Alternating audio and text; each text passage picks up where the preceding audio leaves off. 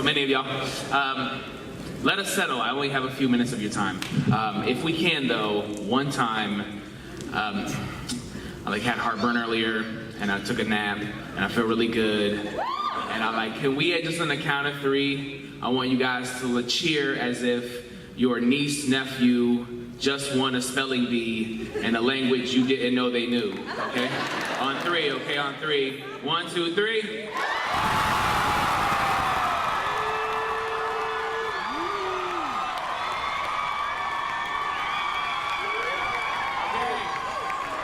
Settle down, you flatter me. Let me say this evening, there will be no love poetry this evening. I'm sorry. I'm far too bitter from previous endeavors for such a showing of poetry this evening. However, I will give you a quick snippet in a haiku form. Does everyone know what a haiku is? For those of you who are lying, a haiku is a Japanese form of poetry. It is 5 syllables, 7 syllables, 5 syllables. It's usually about nature, babbling brooks, and such. We brought it to America, put pepperoni on it, gave it a reality show. It's all messed up right now. This is, as my very good friend Pages would say, a Draku. And here we go. Montgomery County bus stop.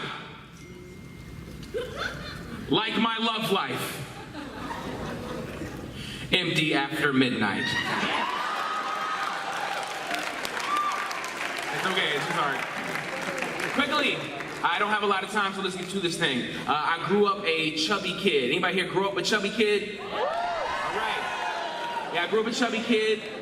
Clearly, I'm still trying to work some of the kinks out, but we're gonna make it work. This is a poem about being a chubby kid. I hope that you love it, and here it goes. I love you guys. That's like the Brooklyn kiss, you know what I mean? It's like, all right, here we go.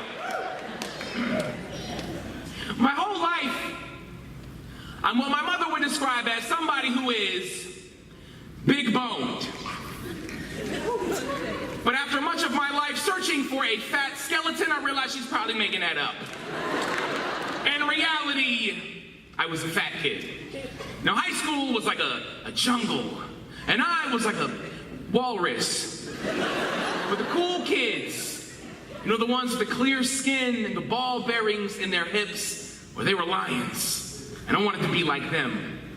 Their paws, swagger-striped Air Force Ones, manes that resemble baseball caps like the Giants and the White Sox and the Yankees. And then there was me, the kid that during soccer games always played the fabulous position of goalie. I decided that if I were to be a lion, I would first need a mane. I would first need a fitted hat. So I started saving up my lunch money, a huge accomplishment for any fat boy.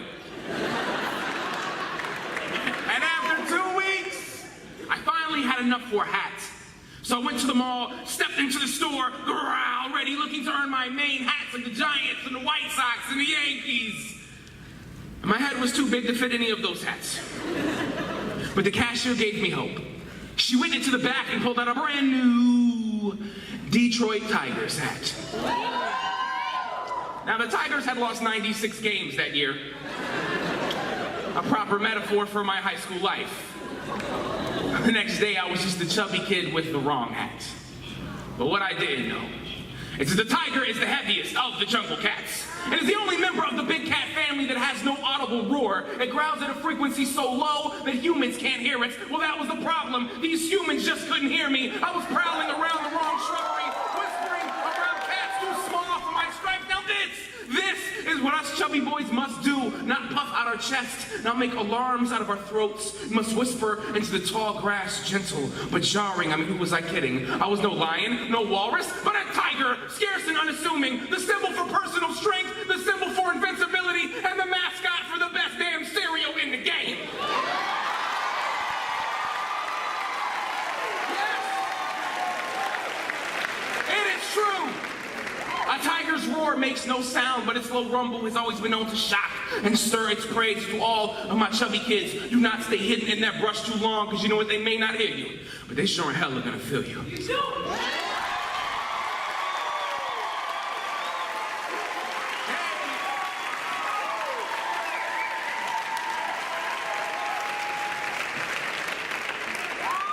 I don't usually do this, read from my phone and such. I do it sometimes. But last year, I want to make it special for y'all.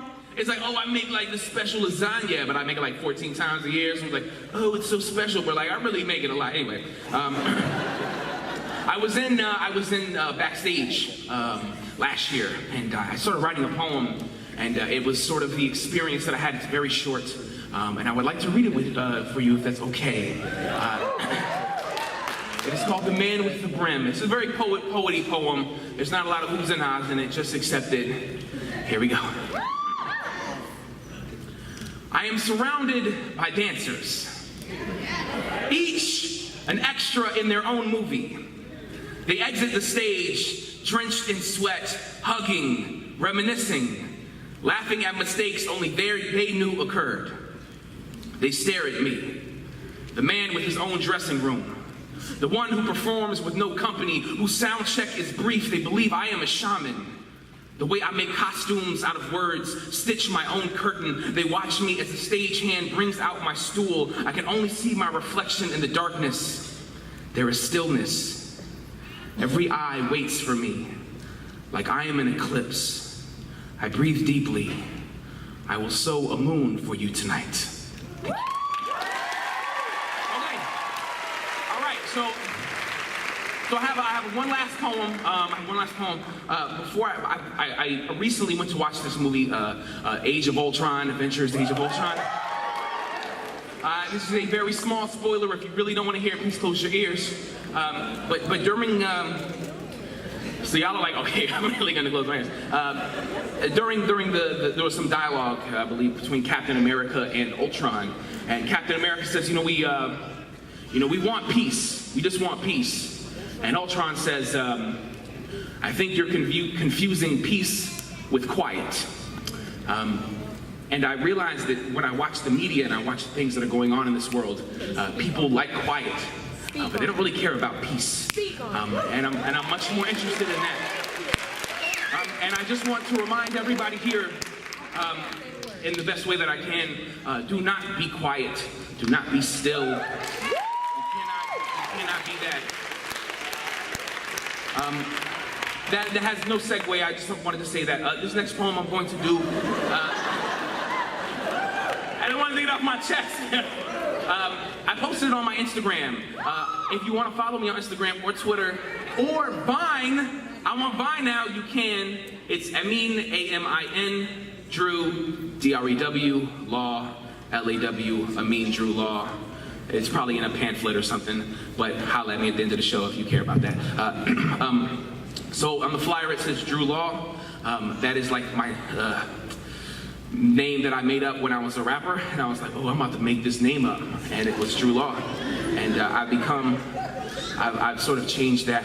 I'm trying to as the years go forward. And here is a poem, my last poem of the evening.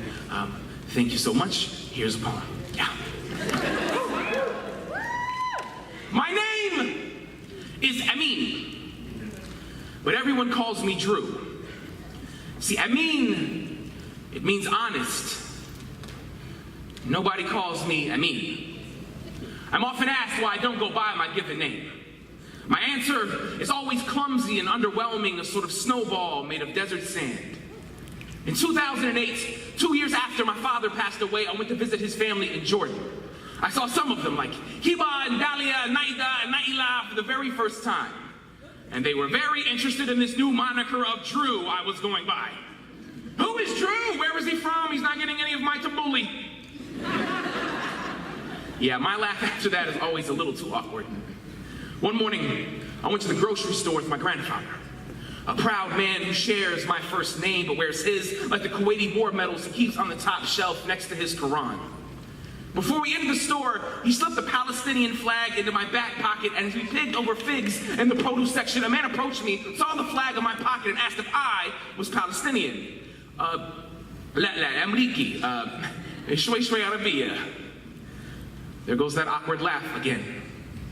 When I got home, my grandfather pulled me to the side, looked at me in a way that only military men can, and said, you, Amin, are the son of my son, the bearer of my first name. You are Palestinian, so welcome to Palestine. Sometimes we bury our children here, where the light at the end of the tunnel is usually a checkpoint, where we have no statues, no land to bury them on. I will not lie to you. Some of our people would rather avenge their fathers than raise their sons. We are clumped and uneven like the soil we wish to have back. There are others that still say they have stolen your holy land, but I mean, it is called holy land. If God is inside all of us and we walk with our souls, then truly all the ground we touch is holy.